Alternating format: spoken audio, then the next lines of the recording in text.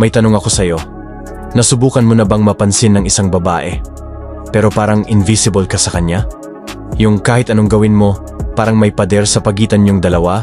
At mas matindi, kapag may asawa na siya o may partner. Ngunit bakit ganon? May mga lalaking hindi naman gwapo, pero tila natural lang silang nakukuha ang atensyon kahit may kasamang babae. Anong meron sa kanila na wala ka pa? Ang totoo, hindi ito tungkol sa looks, pera, o pagiging pa-cool. Ito ay tungkol sa presence, sa tamang paraan ng paglapit, ng paggalaw, ng pagtingin, at sa respeto na ibinubuga mo sa bawat kilos. Hindi ito tungkol sa manipulasyon, kundi sa natural na karisma na hindi mo kailangang ipilit. Kapag natutunan mong pagsabayin ang iyong confidence at respeto, mapapansin ka, hindi dahil gusto mo, kundi dahil mararamdaman niyang iba ka. Sa video na ito, pag-uusapan natin ang mga tamang diskarte kung paano mo pwedeng mapalapit ang isang babae kahit may asawa na siya nang hindi lumalabag sa dignidad mo o sa kanya. Ito ay tungkol sa psychology ng attraction at masculine energy na marangal. Kaya kung handa kang maintindihan ang art of subtle attraction, manood ka hanggang dulo. Pero bago tayo magsimula, sagutin mo muna ito sa comment section. Naniniwala ka bang may tamang paraan para mapansin ng babae ng may respeto? At kung napadpad ka rito dahil gusto mong matutunan kung paano maging kalmado, marangal, at nakaka-attract ng hindi nagpapanggap, welcome sa Aral Mula sa Stoicism. Mag-subscribe ka na, pindutin mo ang bell icon dahil dito, tinuturuan kitang maging lalaking may disiplina, karisma, at direksyon. Diskarte number 1. Titig na tagos hanggang kaluluwa. Hindi mo kailangang magsalita para mapansin ka ng isang babae. Minsan, sapat na ang isang titig, pero hindi basta titig. Ito yung tingin na may lalim, respeto, at katahimikan. Yung parang binabasa mo ang kaluluwa niya, hindi ang katawan niya. Kapag nagtagpo ang mga mata ninyo, huwag kang iwas agad. Huwag ka rin tumitig na parang nananakot. Ang sikreto ay sa intensyon, hindi sa tagal ng pagkakatitig. Tumingin ka na parang gusto mong maintindihan, hindi lamunin. Doon siya matutunaw. Isipin mong nagkita kayo sa isang kanto. Nagkasalubong ang mga mata niyo sa loob ng 2 segundo. At sa sandaling yon, alam niyang iba ka. Tahimik, pero may lalim. Simple pero may intensyon. Tandaan mo, ang titig na may disiplina ay mas makapangyarihan kaysa sa libong salitang walang direksyon. Diskarte number 2. Ngitian mo ng may lihim na pagnanasa. Hindi lahat ng ngiti pareho. May ngiti na mabait, may ngiti na friendly, at may ngiti na may halong apoy at misteryo. Yung tipong hindi mo sinasabi, pero nararamdaman niya. Imagine this. Magkasama kayo sa isang event. Nagkatinginan kayo saglit, at sa loob ng ilang segundo, binigyan mo siya ng ngiting may lalim, yung parang nagsasabing, alam kong may tension sa pagitan natin. Hindi bastos, hindi pilit, kundi may control, confident, tahimik, at totoo. Ang ganitong klaseng ngiti ay nag-a-activate ng tinatawag na emotional curiosity. Napapaisip siya, bakit parang may alam siya na hindi ko alam? At doon nagsisimula yung unspoken connection, isang emosyon na hindi na kailangan ng salita. Pero tandaan, hindi ito tungkol sa pagiging malandi o bastos. Ito ay tungkol sa presence at energy. Kapag genuine ang ngiti mo, may halong respeto at kumpiyansa, mas malakas ang dating mo kaysa sa mga lalaking puro salita. Message. Kapag ngumiti ka ng may sincerity at konting misteryo, nagiging simula ito ng isang tahimik pero matinding connection. Diskarte number 3. Biruin ng may halong kapilyuhan. Ang playful teasing ay parang sayaw. Hindi mo kailangang pilitin, pero kapag tama ang timpla, nagiging spark ng attraction. Hindi mo kailangang maging sobrang sweet o sobrang seryoso.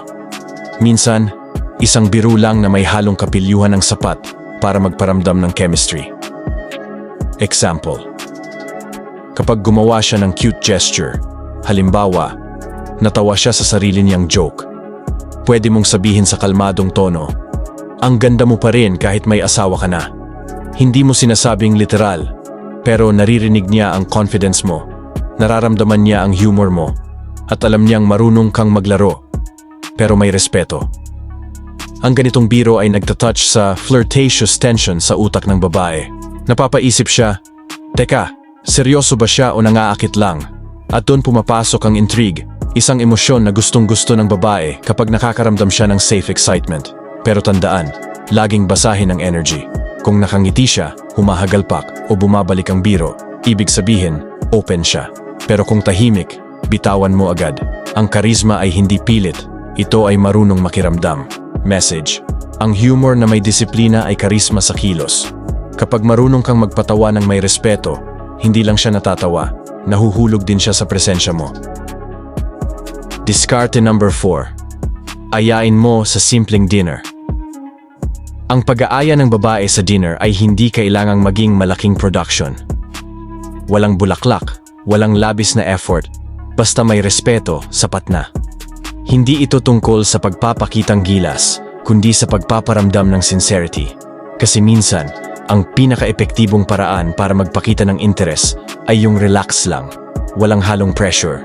Halimbawa, habang nag-uusap kayo, nag-e-enjoy sa kwentuhan, pwede mong sabihin ng casual, baka gusto mong mag-dinner minsan, gusto kong marinig pa yung mga kwento mo. Simple, diretso, at may finesse. Walang halong panliligaw, pero may halong invitation to connection. Dito niya mararamdaman na hindi mo siya tina-target, kundi gusto mo lang siyang makilala bilang tao muna, bago babae. Ang ganitong klase ng pag-aaya ay nagpapakita ng emotional maturity. Ipinapakita mo na hindi ka desperado, kundi isang lalaking kalmado, sigurado, at may direksyon. At yan mismo ang energy na gusto ng karamihan sa mga babae. Yung pakiramdam na ligtas silang makipag-usap sa isang may self-control.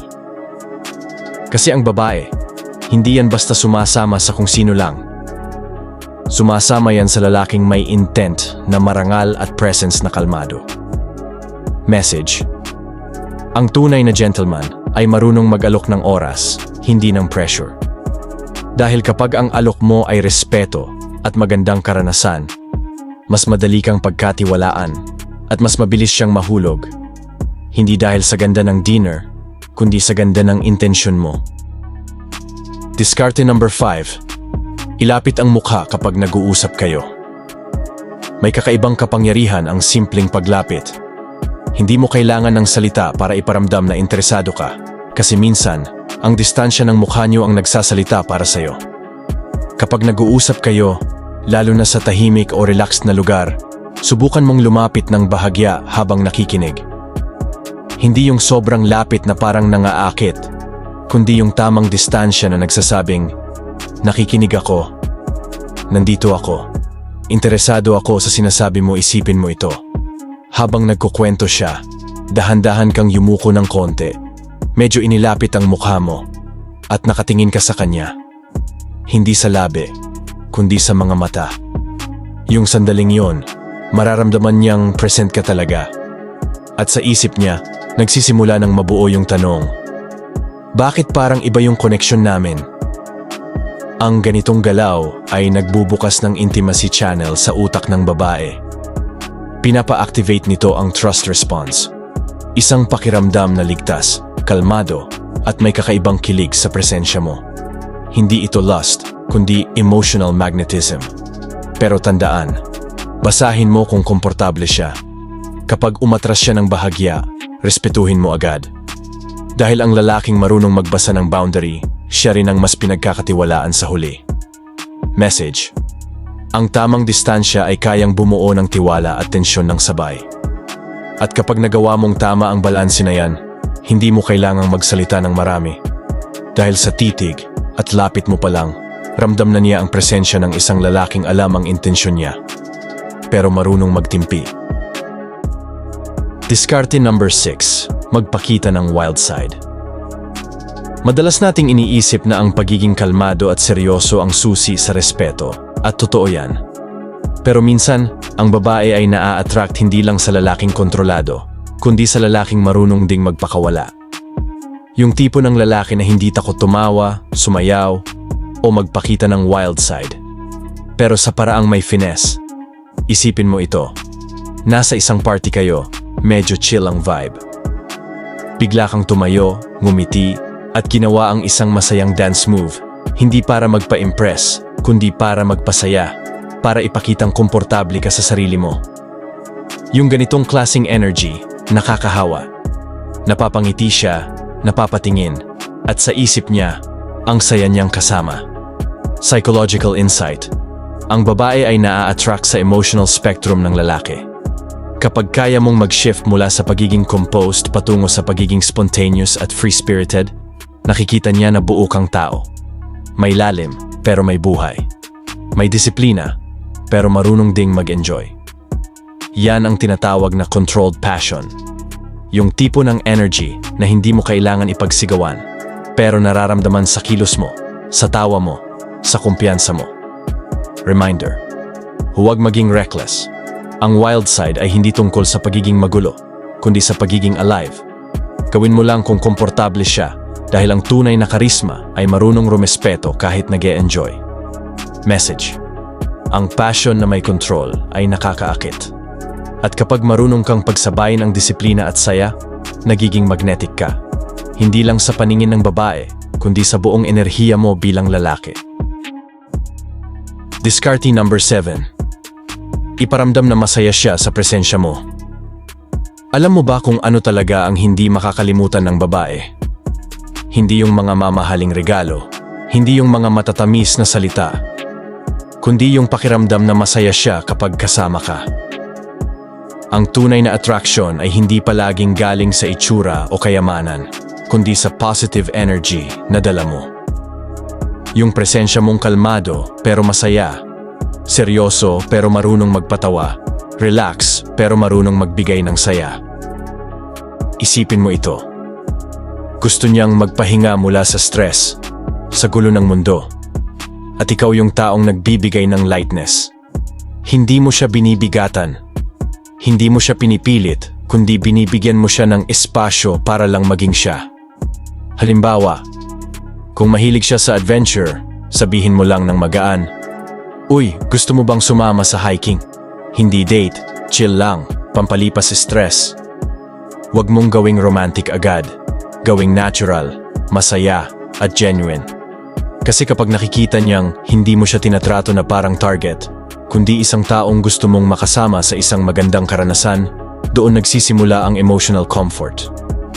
At kapag komportable na siya, doon pumapasok ang trust, openness, at yung soft attraction na hindi mo kailangang pilitin. Psychological insight. Ang utak ng babae ay nagre-release ng oxytocin, ang connection hormone, kapag masaya at relaxed siya sa presensya mo. Ibig sabihin, kung ikaw ang source ng saya niya, ikaw din ang gusto niyang makasama ulit.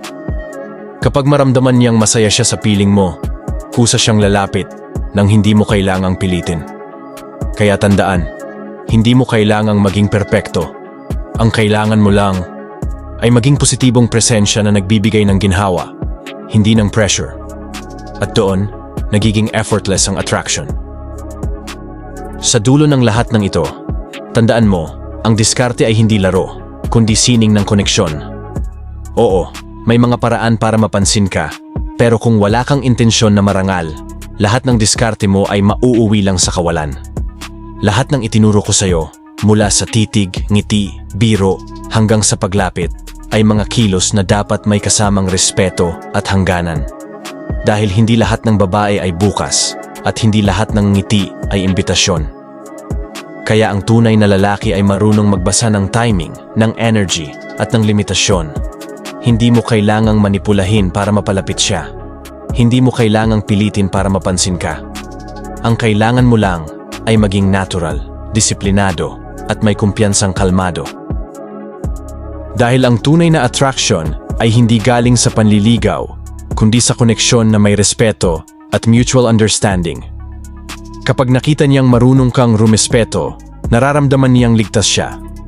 At doon, nagsisimula ang totoong spark, yung hindi gawa sa diskarte, kundi gawa sa dangal. Kaya bago mo gamitin ang mga moves na ito, tanungin mo muna ang sarili mo. Ginagawa ko ba ito para makuha siya o para makilala siya ng may respeto? Yan ang pagkakaiba ng lalaki na nanghuhuli at lalaking may lalim. Final reminder, Huwag manipulahin. Huwag magpanggap. Maging totoo, confident, at mapanuri. Dahil sa huli, hindi mo kailangang habulin ang attraction. Kapag totoo ka, kusa itong lalapit. Kung nagustuhan mo ang topic natin ngayon, huwag kalimutang mag-like, mag-subscribe, at pindutin ang notification bell para lagi kang updated sa mga bagong videos natin dito sa Aral Mula sa Stoicism. Dito, hindi lang natin pinag-uusapan ang diskarte, pinag-aaralan din natin ang lalim ng psychology at respeto sa koneksyon. Kasi tandaan, ang karisma ay hindi dapat gamitin para manipulahin, kundi para mas maging marangal at mulat na lalaki. Comment mo sa baba. Aling diskarte ang pinakatumama sa'yo? Gusto kong marinig kung alin sa mga ito ang gusto mong subukan o nakatulong sa'yo para mas maunawaan kung paano bumuo ng koneksyon na may respeto. At kung gusto mo pang matutunan kung paano gamitin ang Stoic mindset sa mundo ng attraction, confidence, at emotional control, subscribe ka na dito sa Aral Mula sa Stoicism. Dito natin pinagsasama ang disiplina ng isip at karisma ng puso. Kaya hanggang sa susunod, maging kalmado, maging marangal, at manatiling may direksyon. Dahil tandaan, ang tunay na karisma ay hindi pinapakita, nararamdaman.